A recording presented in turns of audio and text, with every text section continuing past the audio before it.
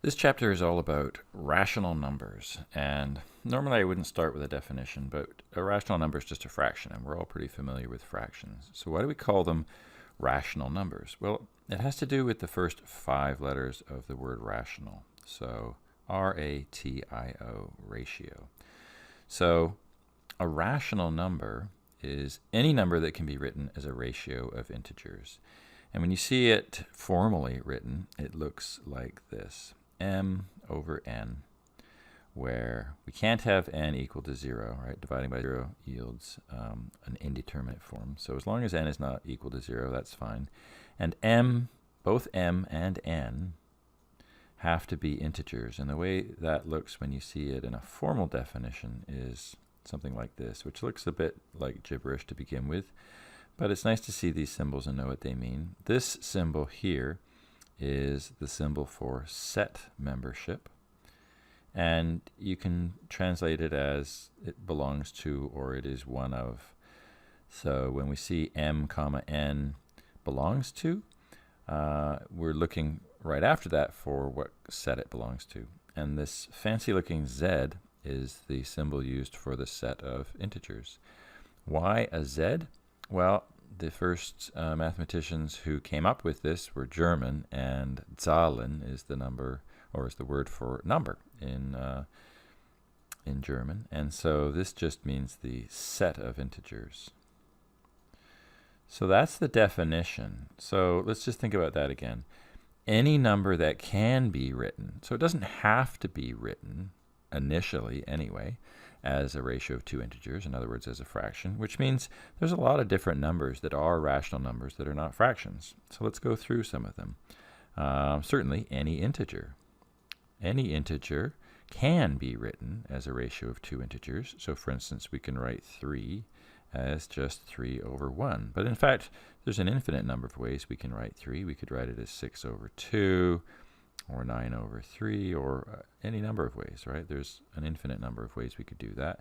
Negative numbers too, negative 4, we could write that as negative 4 over 1. We could write that as 8 over negative 2. So again, there's lots and lots of ways to write integers as a ratio of 2 integers. Obviously, any fraction where you have an integer as a numerator and an integer as a denominator, that is therefore a rational number.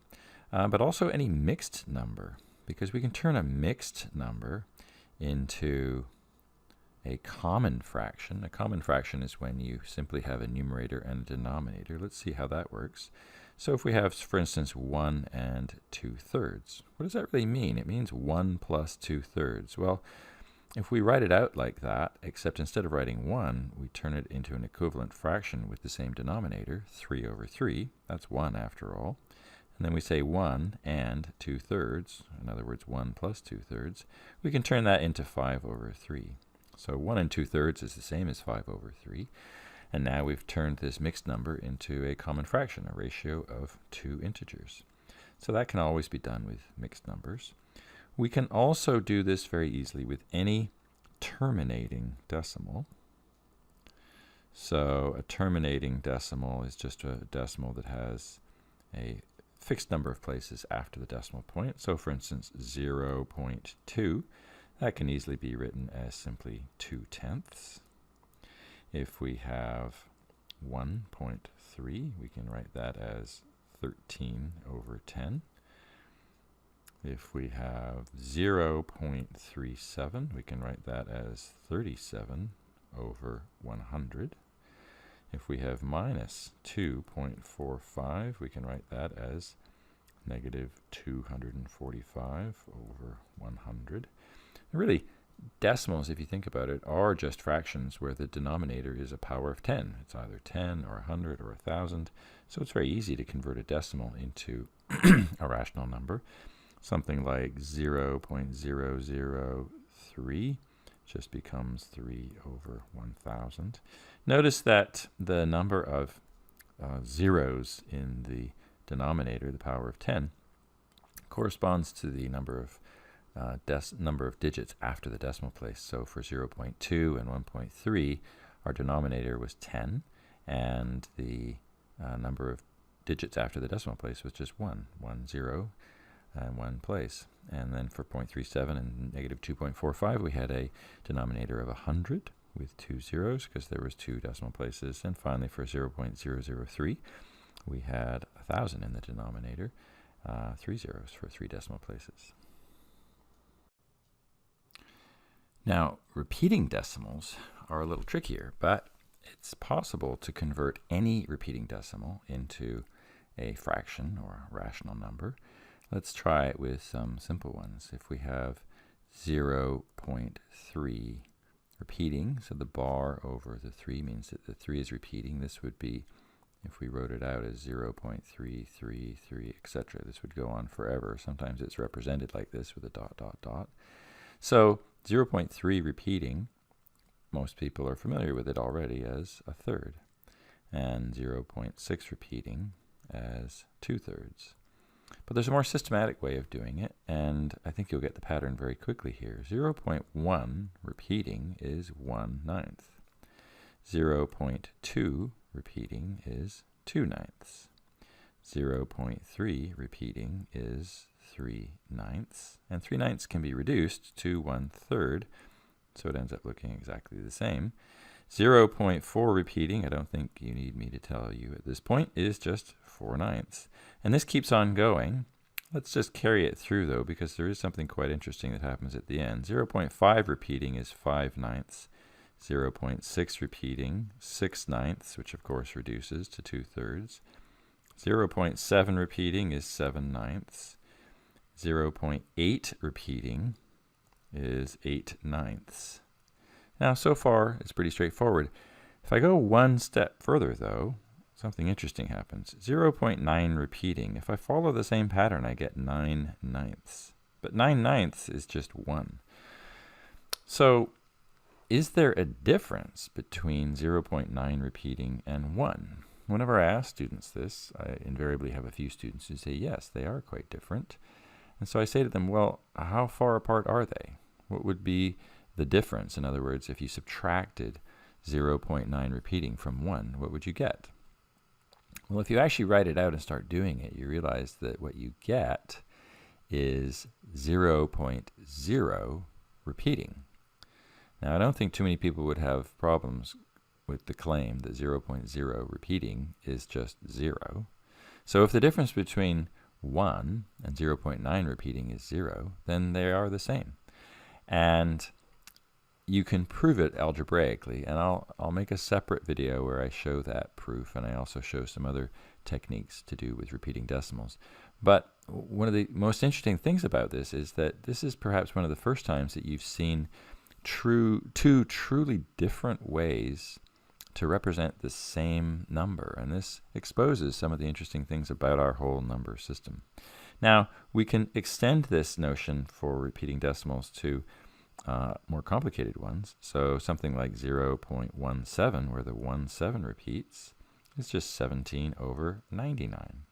And 0.73 is just 73 over 99. 0.483, all repeating, is just 483 over 999. And you can see that there's as many 9s as there are digits repeating.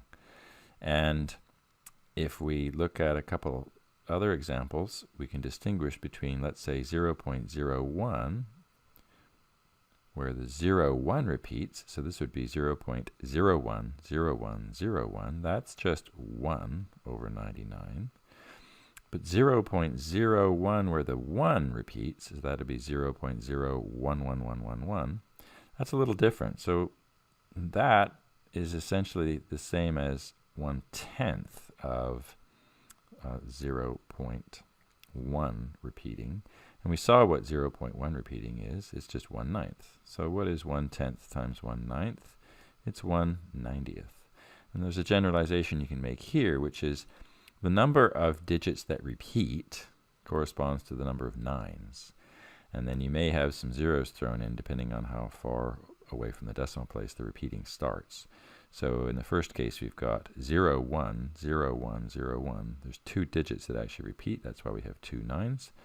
In the second case, 0.01 repeating, it's only one digit repeating, so I'm going to have 19 in the denominator.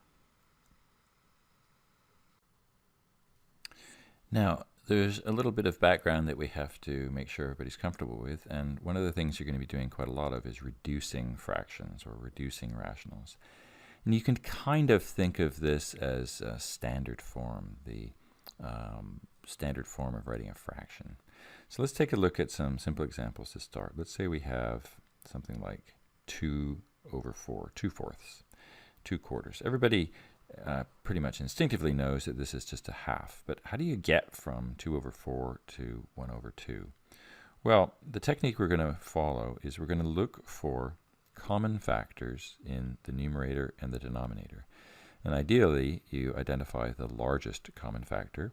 In this case, 2 and 4 have a common factor of 2. So what you do is you rewrite the numerator as something times 2. In this case, 1 times 2.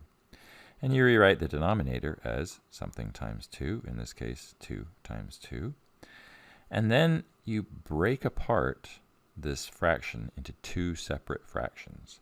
So you end up with the part on the left, which is a half, and the part on the right, which is 2 over 2.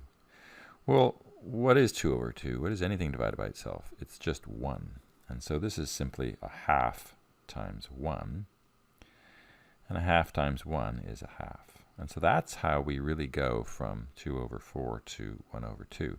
So let's do it with something that's not quite as obvious, 12 over 15. So we start by looking for common factors in the 12 and the 15. The largest common factor is 3. So we're going to write that 12 is something times 3. Well, it's 4 times 3. And we're going to write the 15 as something times 3. It's 5 times 3. So then we'll split this apart into two separate fractions. The left part, which is 4/5, and the right part, which is 3 over 3. And the 3 over 3, once again, is just 1. It's something divided by itself. So when you multiply 4/5 by 1, you just end up with 4/5. Now, the question is, how do you know if a fraction is in reduced form? So for instance, if you have, let's say, 7/12, is that already in reduced form? Well, you can try to reduce it and look for a common factor. If the largest common factor you can find is just 1, which you're always going to be able to find, then it's already in reduced form. If you can find a factor larger than 1, a factor of 2 or a factor of 3 or a larger factor, then you can follow the procedure we just did and reduce the fraction. So 7 over 12 is in reduced form. Now, a little note about dealing with negative rationals. So negatives. This can be a tiny bit confusing because there's a number of ways to write negative fractions or negative rationals. Let's compare these three. 3 over negative 4, negative 3 over positive 4, and 3/4 with a negative sign out front. Well, let's think about the first two. We have a positive divided by a negative, so the result is going to be negative. In the second case, we have a negative divided by a positive, so that's also going to be negative. And when we do those quotients, we're going to get negative 3/4. So in fact, all three of these are the same thing. They all represent the same number. So the question becomes, well, what's the preferred way to write it? And I would say that the final option with a negative sign out front is the preferred way. But we're going to see the other two quite often. The middle one, where you put a negative sign in front of the denominator, that can actually be quite useful, and we'll see a little bit later in the chapter when that's useful. It'll be useful for adding and subtracting fractions. It's useful to put sort of attach the negative sign, if you like, to the numerator. And this will come up, the 3 over negative 4, this will come up in calculations. So if you start off with something like 3 and you divide it by negative 4, you're going to get expressions like 3 over negative 4. So this will occur in various calculations. And so you need to be comfortable with it and realize that, whether you have the negative sign attached to the denominator, the numerator, or out front, it's all the same. Now, what if you had a negative sign on both the numerator and the denominator. Well, then that's something quite different because you have a negative divided by a negative, which is going to be positive. And so then you can get rid of both of them. Now, there's another thing we have to compare, or we have to think about, which is finding a rational number between two others. So between two rationals. Sometimes this is easy, sometimes this requires a little bit of work. So for instance, if we want to find a rational number between 3/7 and 5/7, well, that's as easy as finding a number between 3 and 5, which is straightforward. We can just slip 4/7 in between 3/7 and 5/7. We can do the same with decimals. What if we wanted to find a rational number between 1.2 and 1.8? Well, if we convert 1.2 into a fraction, it actually becomes even more obvious. 12/10. 1.8 becomes 18/10. And now we're just looking for a number between 12 and 18. Any number will do. 13, 14, 15, 16, 17. Doesn't even have to be an integer, but we'll stick with integers. So we could slip 13/10 in between those two numbers. And if we converted that to a decimal, that would be 1.3. So that's certainly between 1.2 and 1.8. Now, it gets a little bit trickier than this. What if we want to find a rational number between 3/5 and 4/5? So resist the temptation to say, well, I'm looking for a number between 3 and 4. I'll write it as 3.5. What we want to avoid at all costs is having a fraction with decimal numbers as in either our numerator or denominator. You should always be writing integers in your numerator or your denominator. Remember the definition at the beginning. A rational number is a number that can be written as a ratio of two integers. So avoid the temptation to put any kind of non-integer here in the numerator. So how are we going to find an integer between 3 and 4? Well, there is no integer between 3 and 4, but what we can do is we can create different versions of 3/5 and 4/5. In other words, equivalent fractions. Well, how do we do that? Well, we take 3/5 and we can multiply it by, let's say, 2/2. And what do we get? We get 6/10. We can take 4/5 and do the same, multiply it by 2/2, and that creates 8/10. So now we're looking for a number between 6/10 and 8/10. And so we're back to the previous problem, finding a number between 6 and 8. That's pretty easy. 7/10 is certainly between 6/10 and 8/10. So that's pretty straightforward. What if we want to, let's say, create a number or find a number between, say, 2/3 and 3/4? So now if we're going to create an equivalent fraction, we need to make sure that the denominators are the same. And in fact, even just looking at this, you have to be quite careful. All the examples so far, we've been comparing numbers that have the same denominator. If the denominators are different, you have to be really, really careful. You can't just pick a numerator that's between the two numerators. That may lead you into trouble. So make sure the denominators are the same. And if they're not the same, that should be your first task. So here we have 2/3 and 3/4. So how do we create equivalent fractions with the same denominator? Well, let's take a look at the 2/3. The denominator is 3. So let's multiply the other fraction by 3/3. And here, the 3/4, the denominator was 4. So let's multiply the first fraction by 4/4. And so what do we end up with? We end up in both cases with a denominator of 4 times 3, which is 12. The numerator on the left is 4 times 2, which is 8, and on the right is 9. So now at least we have common denominator, and we're looking for a fraction between 8/12 and 9/12. But now we're back to the previous problem where the numerators are only separated by 1. And we don't want to say 8.5 or pick a decimal number like 8.2. We want an integer. So we've got to go one step further and create equivalent fractions. But now it's pretty straightforward. I can just multiply by 2/2, and I end up with denominators of 24 in both cases. But on the left, I have 8 times 2, which is 16, and on the right, I have 9 times 2, which is 18. And now it's easy, right? Now I'm looking for an integer between 16 and 18. That's obviously 17, and the same denominator, and I can slip 17 over 24 in between. So we did have to go through a couple of steps there. This whole technique of converting the 2/3 and the 3/4 to equivalent fractions that have the same denominator, that's also a useful technique for ordering fractions. If you look at 2/3 and 3/4, it might not be obvious right away which one is bigger and which one is smaller. But once we convert them to equivalent fractions with the same denominator, it's obvious that 8 over 12 is smaller than 9 over 12. And so that's going to be a useful technique if you want to stay in fraction form. Converting it to decimals is often an easy way, but in this case, 2/3 is going to create kind of a messy decimal because it's a repeating fraction, or repeating decimal, and you may want to avoid that.